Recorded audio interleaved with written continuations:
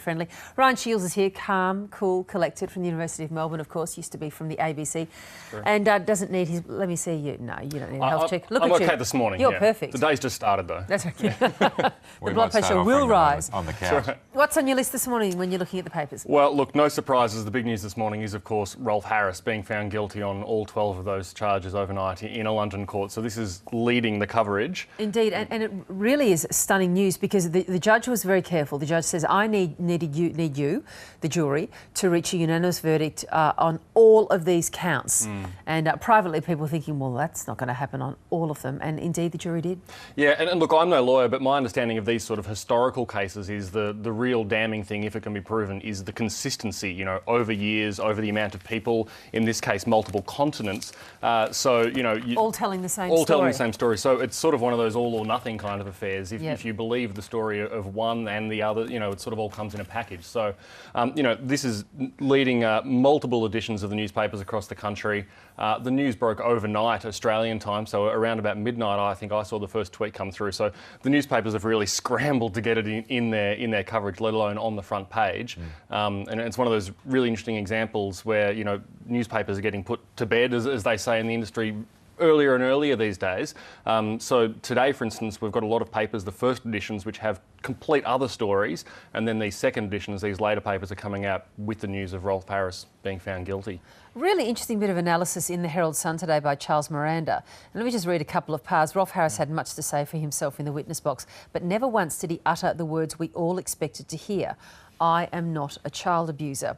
He admitted to having a dark side, to being touchy-feely, to being a cheating husband, but never did he deny, clearly and unequivocally, that of which he stood accused. And it's really interesting. It goes on to talk about how he was always giving circumstantial excuses. No, I wasn't there. No, I'm allergic to makeup powder, so I couldn't have been in the makeup chair. No, I never went to that place, so it couldn't have happened, rather than I don't do this. I've never done this. Although, in fairness, I guess if Rolf Harris was here, he'd say he did plead not guilty to all charges. So that's, you know, his grand declaration of his own innocence. But you're right, you know, he's chosen his words very carefully all the way through this.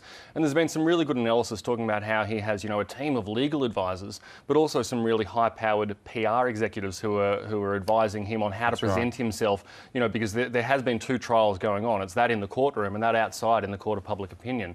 You know, it seems he's lost one, and the other sort of, you know, is probably going to follow along with it. And Barbara Miller mentioned earlier that these PR employees have released a statement straight away, which you don't see all the time. Yeah, no, that's right. And we saw that, didn't we? I mean, one part of that was that arrival and exiting every single day from the court, the slow, there we see it again. Yeah, every morning, very every afternoon, this slow, ambling walk-in surrounded by his daughter and his wife, a frail man, an old man, a man who, the impression, you know, being given, could not possibly have done these things. But loved and trusted by women, you know, these women in his own family. That's sort of one visual they're trying to give. But also, he's not trying to hide. You know, he's not doing that sneak out the door into a van kind of avoid scrutiny thing. He's there walking purposefully. No, he's trying not to look guilty, which, you know, of course you'd do if you are indeed innocent, but you'd also do it if you are guilty and you're trying to plead innocent, you know, your innocence. What are you making of this this story on the front page of The Australian today with Clive Palmer? So this is an interesting one. It's also a very complex one. I had to read it about 8 times to get the gist of it, and what that tells me is that it's heavily legaled. The crux of it is probably put best by Hedley Thomas, the journalist, in the accompanying opinion piece, where he poses the question,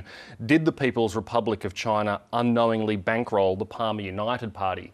So the accusation or the suspicion is that they did, and what Hedley Thomas has done here is followed a bit of a money trail coming from the People's Republic of China through some various accounts which have been set up to deal with the resources industry in Western Australia, and has somehow found its way into a media agency which has bought and paid for ads for the Palmer United Party in the lead up to last year's federal election. So it's a very complicated trail, and he makes the point in the article that for some of these accounts and at various points of time, Clive Palmer was the signatory, was the person who was needed to sign off on payments. So, you know, he's sort of put the dots together and is making the suggestion that this money has flowed direct from China to the Palmer United Party's attempts to get into the federal parliament, and of course now they are here holding the balance of power.